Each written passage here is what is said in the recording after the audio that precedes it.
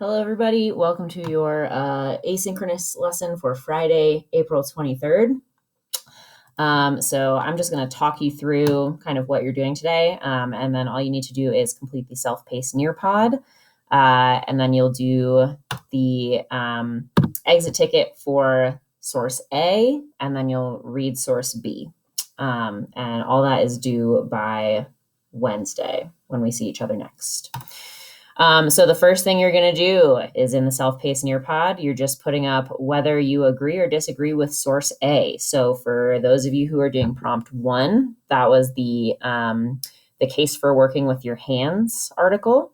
For those of you doing prompt 2, that was the Sherry Turkle connected but alone.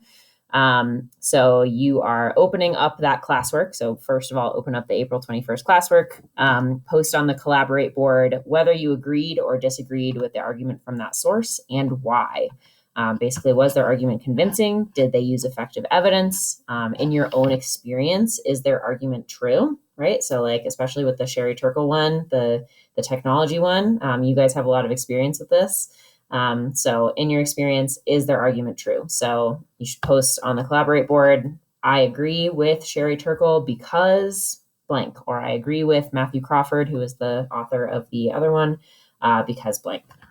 So that's what you're doing first. That's what you do now. So go ahead and do that. And then come on back for some objectives, announcements. So our objective, again, we are going to identify and analyze an author's line of reasoning. So your homework, again, is to finish all the questions for sources A and B. So sources A and B should be read and absorbed and questions answered and all that good stuff done by the next time we see each other on Wednesday. All right, so some announcements. Again, both articles with those annotations and exit tickets are due first class of next week, so Wednesday. This is a lot of independent work. You're doing it right now. So don't get behind. You need to set yourself up for success on this essay. Please do not get behind. Come to office hours on Monday if you are behind. If you need help on either of these articles, that's what I'm here for. It's literally my job. Come to office hours. In our next class on Wednesday, we're going to have a little discussion / debate about these sources and these topics that you're going to be writing about. So come ready to discuss. And then on Friday next week, you'll be finding more sources for your essay. And then the week after that, first week of May, we will be hitting the ground running, writing the essay. And then you have 3 weeks to write the essay. So that's what's coming up. So here we go into our April 21st exit ticket. Sorry, April 21st exit ticket. So before we actually get into the exit ticket, I want you to kind of understand like what you actually need to do on the exit ticket. So let's just take a quick look at the exit ticket for April 21st. So basically your directions, you're analyzing the author's line of reasoning. So this means you are essentially evaluating the evidence that they used. You're saying like, why did the author use this evidence? Does the evidence effectively prove their overall argument? Is the evidence trustworthy? Why or why not, right? What kind of evidence are they using, right? Remember the difference between qualitative and quantitative, statistical, anecdotes. Is it, an expert statement? Are they giving examples, right? And how trustworthy is that evidence, basically, in proving their claim? So the 3 big questions you need to ask and answer, essentially, are like, what is her first claim and how does she support it? Is the evidence effective in supporting this claim? These are essentially the questions that you answered in these orange boxes up here, right? Where you said like, she starts off by claiming that technology separates us from the physical events around us. And she supports this claim by giving examples of how technology isolates people. So what is her claim? How does she support it? And then in your exit ticket, you're answering the question, is the evidence effective, right? Do that same thing for another claim that she makes, she or he, whichever one is your author. And how does she support it? Is it effective? And then overall, is she convincing, right? Is this evidence effective and convincing? in supporting their overall argument. So that is what you're doing in your exit ticket. You got some sentence stems to help you out, to kind of get you thinking about different kinds of evidence and whether they're effective. You are going to do these collaborate boards. So we're going to come back to our presentation here. So do this first collaborate board. So we're just going to go through kind of another hypothetical claim that I might make with different kinds of evidence that I might use to support that claim. Your job is to decide how effective the evidence is in supporting that claim. So let's say my claim is, this is a totally new, separate claim, not one you've thought about before, not related to either of the articles that you read. If my claim is high school should start 1 hour later, I'm sure you agree with that. So if that's my claim, evidence that I might use would be many other parents at my son's high school have told me about how difficult it is to get their children up for school in the morning to the point of missing the bus at least once a week. So this is anecdotal evidence, right? This is not a study. This is not numbers or statistics. This is an anecdote. This is observation, personal experience. So put up on the collaborate board, how effective is this evidence and why, right? How convincing is this evidence for this claim that high school should start 1 hour later? So do that collaborate board. Okay, come on back. So maybe you said that it is effective, right? Because it shows like why this is a problem, right? Why it's a problem that high school starts so early. Maybe you said it's not effective because it's just anecdotal, right? Or it's somewhat effective. So let's look at another kind of evidence. So same claim.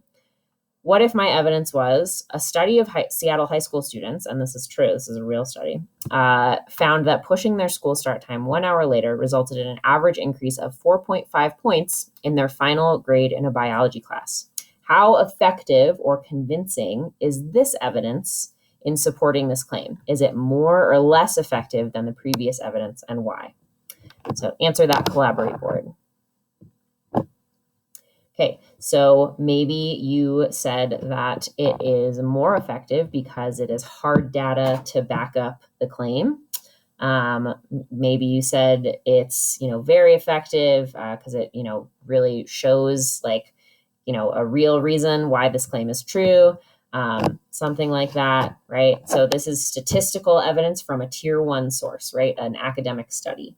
So this would be very effective evidence to use, especially in combination with this other anecdotal evidence. So I think my point here is not that one type of evidence is always better than the other, but having a variety of evidence is generally better than just all relying on numbers or relying completely on anecdotes. You want to have a variety of evidence.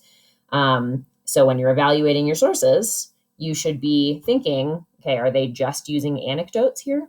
Are they just using personal experience? If that's the case, this might not be the strongest argument, right? So variety of evidence is usually best. So these are the 3 big questions you need to answer in your source A exit ticket, right? What claims does the author make to support his or her overall argument? What kinds of evidence does the author use to support his or her claims, right? Are they using anecdotes? Are they using statistics? Are they using personal experience, expert statements, whatever kind of evidence it is? And is this evidence effective or convincing in supporting the argument? Why or why not? Right, so those are the 3 big questions you're answering. What are their claims? What kinds of evidence are they using? Is the evidence effective and convincing?